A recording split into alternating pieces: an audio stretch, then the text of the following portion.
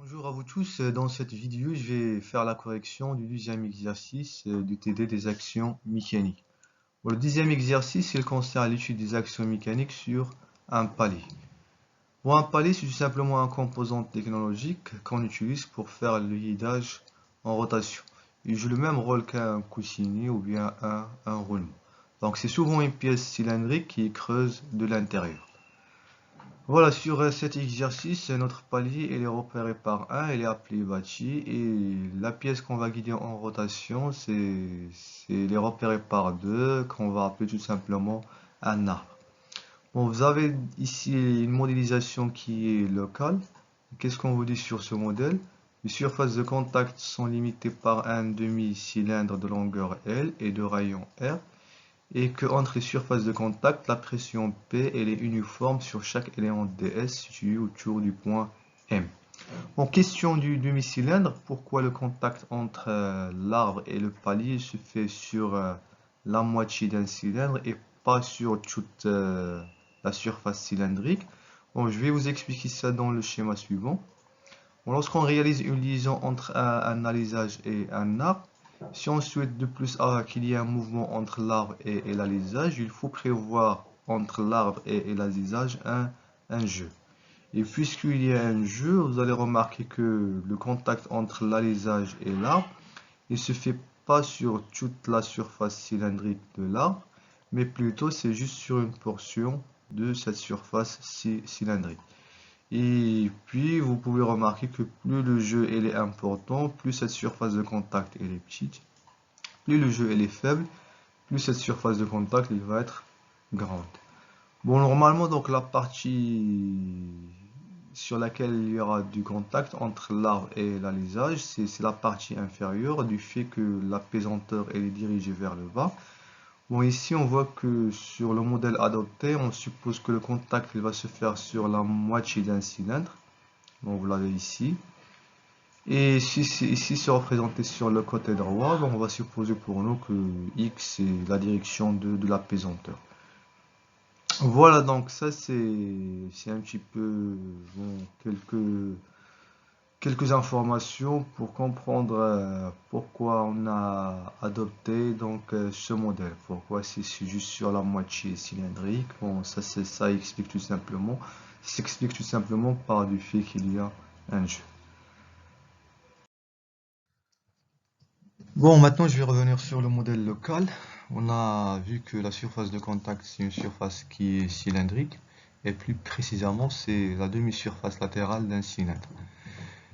La question qui se pose maintenant, quelles sont les coordonnées les plus simples à utiliser pour balayer cette surface cylindrique?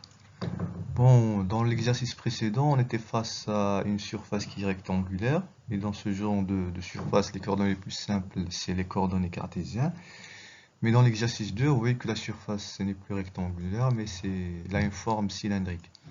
Dans ce genre de forme, les coordonnées les plus simples à utiliser, c'est les coordonnées cylindriques. Bon, je suppose que vous avez déjà vu les coordonnées cylindriques en physique. Dans ce système de coordonnées, il y a trois variables. Il y a le R, le θ et le Z.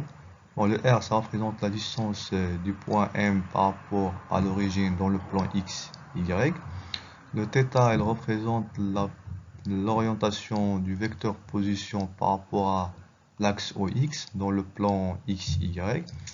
Et Z, ça représente la projection du vecteur position sur l'axe OZ. Bon, il faut remarquer ici que le R dans cette situation, c'est constant. Donc tous les points de cette surface, ils vont avoir le même rayon, puisque c'est la surface latérale d'un cylindre. Donc pour nous, on va utiliser le système de coordonnées cylindriques. Il faut retenir que R, c'est toujours le même pour tous les points. Et qu'est-ce qu'il reste comme variable? Il reste le θ et Z. Donc pour balayer toute cette surface, vous pouvez remarquer qu'il faut faire varier θ entre moins pi sur 2 jusqu'à plus pi sur 2. Et pour le Z, il faut le faire varier entre moins L sur 2 jusqu'à plus L sur 2. Maintenant, la question qui reste, pour faire le calcul, on va supposer donc un élément de surface ds au voisinage du point M.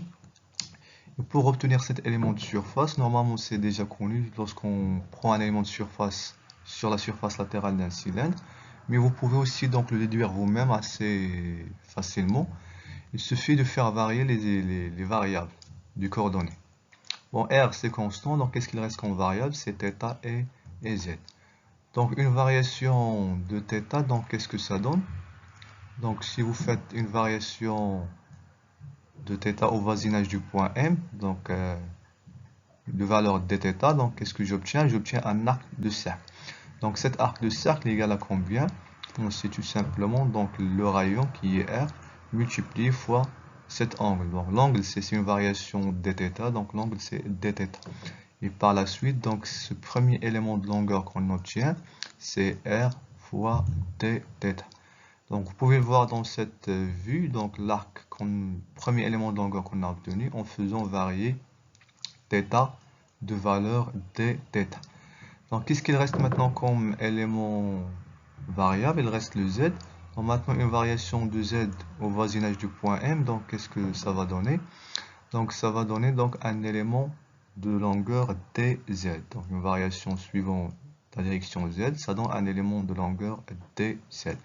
Et puis donc pour obtenir l'élément de surface, il suffit de faire le produit du premier élément de longueur qui est r dθ fois le deuxième élément de longueur qui est dz.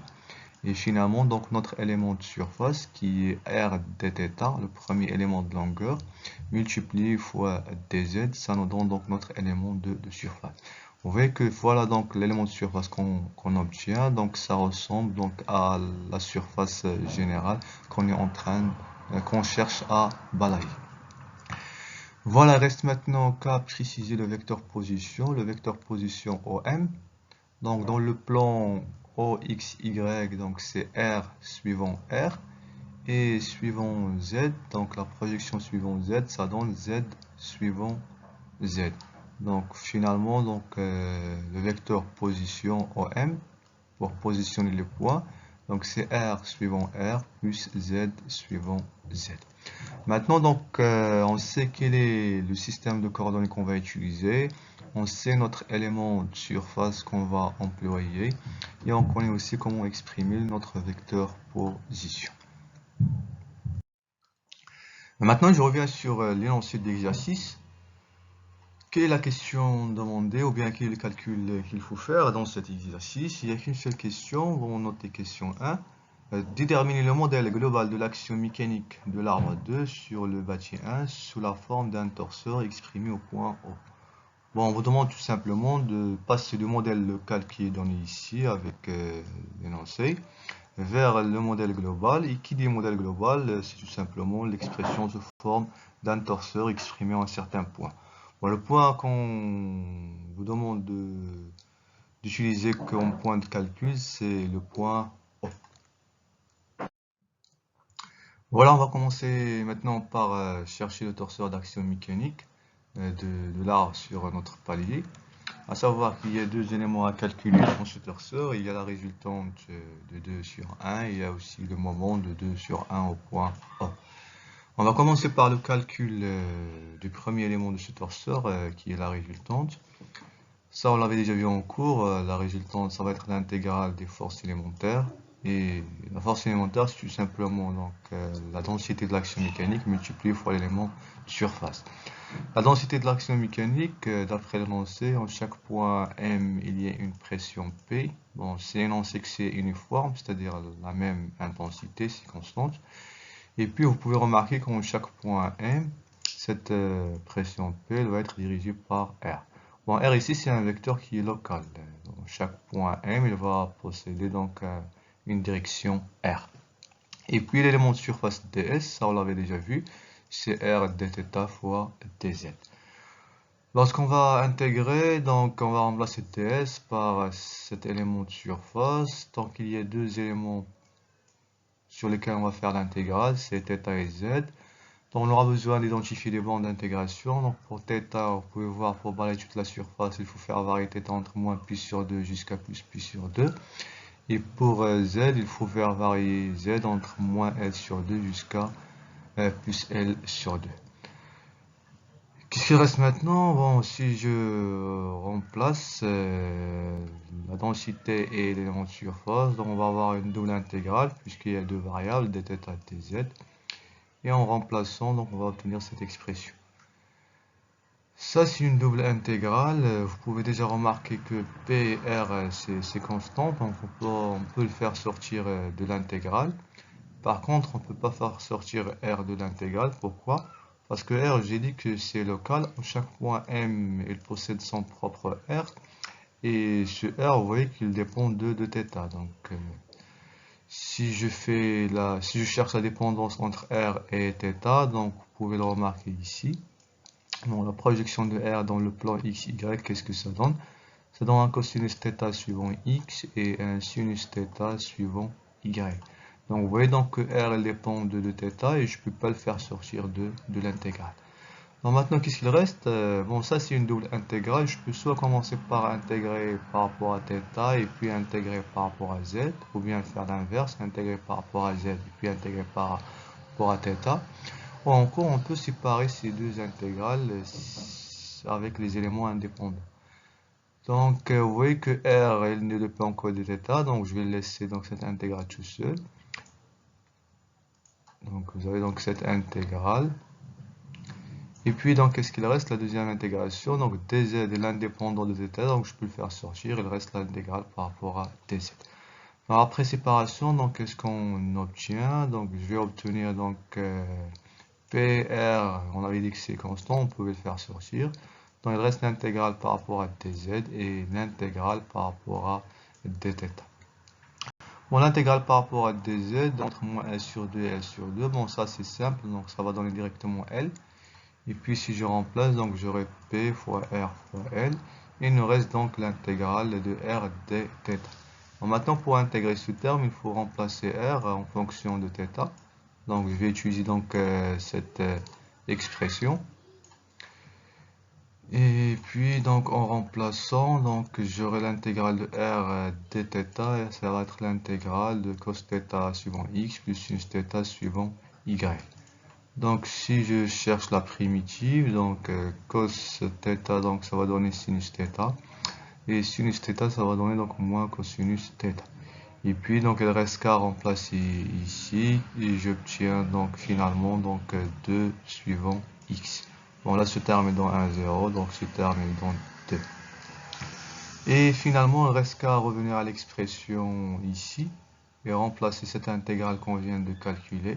Et j'obtiens donc l'expression de notre résultante. Donc la résultante c'est 2 fois P fois R fois L suivant x. Après avoir calculé la résultante, il reste maintenant à calculer le moment du torseur d'action mécanique. Bon, le moment, l'expression, ça vous l'avez aussi vu au cours, ça va être l'intégrale des moments de force élémentaire. Donc c'est l'intégrale, bon, on calcule le moment point O, donc ça va être l'intégrale de OM. Donc chaque force élémentaire est située au voisinage du point M, donc c'est l'intégrale de OM vectorielle des forces élémentaires qui est la densité fois ds. Avec l'expression de la densité et l'expression de l'élément de surface ds. Et si on remplace, on va remplacer chaque élément. Bon, le vecteur OM à rappeler c'est R suivant R plus Z suivant Z. Première expression qu'on obtient, si on remplace le vecteur OM, la densité élément de surface, donc c'est double intégrale, donc le OM c'est R suivant R plus Z suivant Z, et la densité P suivant R. L'élément de surface c'est R dθ fois dz. Ici vous avez donc un produit vectoriel, donc R vectoriel R ça donne 0, donc le premier élément il s'annule. Qu'est-ce qu'il reste? Il reste que Z suivant Z vectoriel ce terme. Bon, si je remplace, qu'est-ce que j'obtiens? Bon, déjà, je peux faire sortir des éléments indépendants des variables. Donc, le P, c'est constant. Le R, c'est constant. Donc, on peut le faire sortir. Donc, P et R. Donc, qu'est-ce qu'il nous reste? Il nous reste donc le Z suivant Z, vectoriel, donc le R, et puis dθ et dz. Ici, on peut soit faire le produit vectoriel et par la suite intégrer, ou bien on peut chercher à intégrer, faire le produit vectoriel par la suite.